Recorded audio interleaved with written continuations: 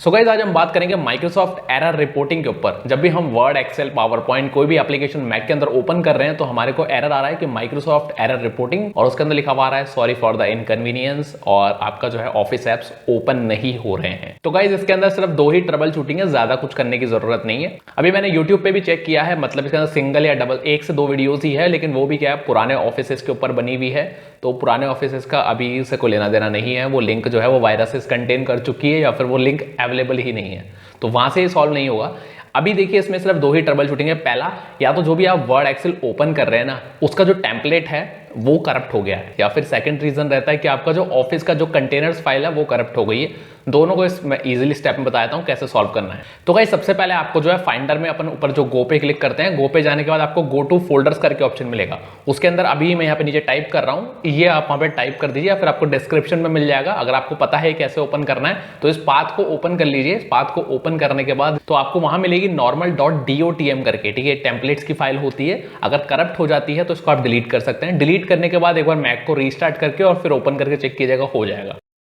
अब पहले तो क्या होता था, मोस्टली केसेस में ये चीज काम करती थी कि टेम्पलेट को हम डिलीट करते थे और ये फिक्स हो जाता था। लेकिन अभी क्या हो रहा है, जस्ट लाइक जो आपका मैक ओएस है 26 या फिर जो भी लेटेस्ट आप यूज कर रहे हैं उसमें, और ऑफिस 24 जैसा कि लेटेस्ट ऑफिस भी है, लेटेस्ट मैक भी है, तो उसके अंदर जो है ना ज्यादा क्रैश होने के आ रहे हैं अभी रिपोर्ट्स। ओके, तो इसके अंदर जो है ना आपको इस पाथ पे जाना है। मैं आपको दूसरा पाथ बता रहा हूँ जिसके अंदर आपकी ऑफिस फाइल्स जो है ना वो करप्ट हो गई है, उनको डिलीट करना होगा या रीनेम करना होगा। ओके, आपको वापस से वही गो टू फोल्डर्स के अंदर जाना है और ये जो पाथ मैं अभी नीचे दे रहा हूं आपको, इसको पेस्ट करना है। पेस्ट करने के बाद जो है आपको देखिए दो चीजें करनी है। आपके दो फोल्डर्स होते हैं मैक के अंदर, एक होता है आपका कंटेनर्स करके और दूसरा होता है ग्रुप कंटेनर्स करके। ओके, तो कंटेनर्स के अंदर जो है ना इस फाइल को एक बार रीनेम करके देख लीजिए। ये फाइल मिल जाएगी आपको, तो इसको एक बार रीनेम करके देख लीजिए। अगर आपके देखिए फाइल्स हिडन है तो फिर आप जो है कमांड शिफ्ट और फुल स्टॉप वाला जो बटन होता है उसको प्रेस कीजिएगा। ओके, कमांड शिफ्ट और फुल स्टॉप वाला, इससे क्या होता है हिडन फाइल्स जो है वो आपको शो करने लग जाएगी।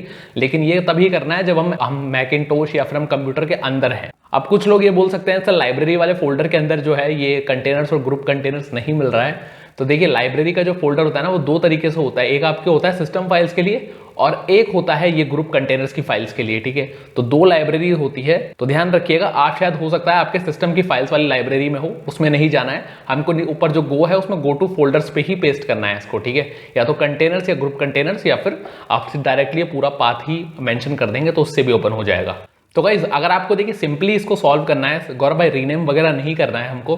देखिए कंटेनर्स में एक बार आप इसको रीनेम करके और एक बार जो है आप सिस्टम को स्टार्ट करके रीस्टार्ट करके चेक कर लीजिएगा, वर्ड एक्सेल जो भी ओपन नहीं हो रहा है वो ओपन हो जाएगा। ओके, अगर फिर भी आपको लगता है कि नहीं यार भाई मेरे को फ्रेश ही इंस्टॉल करना है मेरा ऑफिस, ये जो पुरानी फाइल्स वगैरह इन सबको हटाना है, तो कंटेनर्स में से ये जो फाइल है इसको डिलीट कर दीजिए। और दूसरा जो है ग्रुप कंटेनर्स के अंदर ये 2 से 3 फाइल्स और मिलेगी जो मैं आपको डिस्क्रिप्शन में भी दे दूंगा, आप चाहे तो वहां से भी रीड करके कर सकते हैं उसको डिलीट, ठीक है।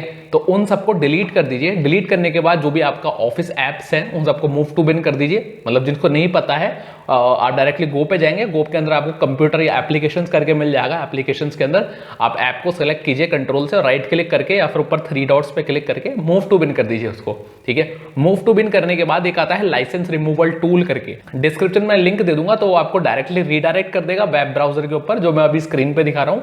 वहां पे डाउनलोड लाइसेंस रिमूवल टूल होगा, उसको एक बार रन कर लीजिए, ठीक है। रन करने के बाद जो भी आपका माइक्रोसॉफ्ट अकाउंट है जिसके ऊपर लाइसेंस है वहां से वापस से इंस्टॉल कर लीजिए। इंस्टॉल करने के बाद आराम से लॉगिन कीजिए, आपका एक्टिवेट भी हो जाएगा ऑफिस और ये एरर भी चला जाएगा। अब इसके अंदर देखिए 2 से 3 गलतियां नहीं करनी है।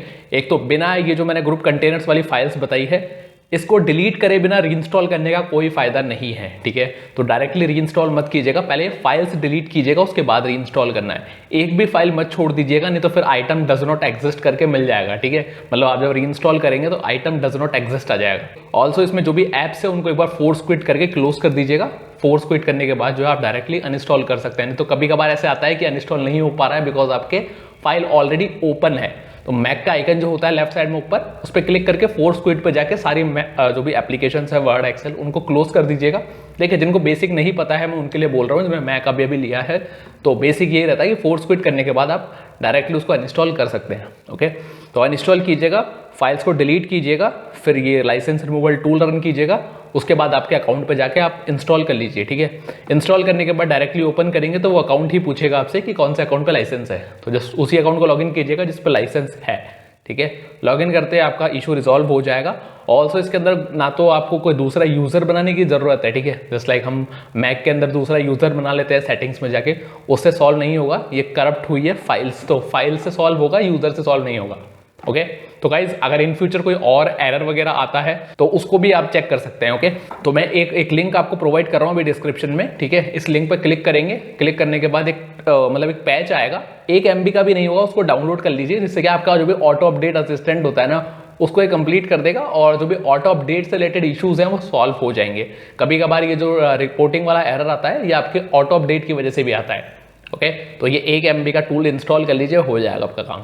ओके तो गाइज ऐसा कुछ है जो मैंने कवर नहीं करा है तो आप प्लीज़ मुझे बता दीजिएगा। ऑल्सो अगर ऑफिस को एक्टिवेट करने में आपको नो लाइसेंस फाउंड या फिर कोई एरर वगैरह आ रहा है तो इसकी मैंने ऑलरेडी वीडियो बना दी है, एक बार आप जाके देख लीजिए, इससे भी आपको सॉल्यूशन मिल जाएगा। ओके ऑल्सो आप प्लीज़ चैनल को सब्सक्राइब कर लीजिएगा, वीडियो को लाइक कर सकते हैं आप।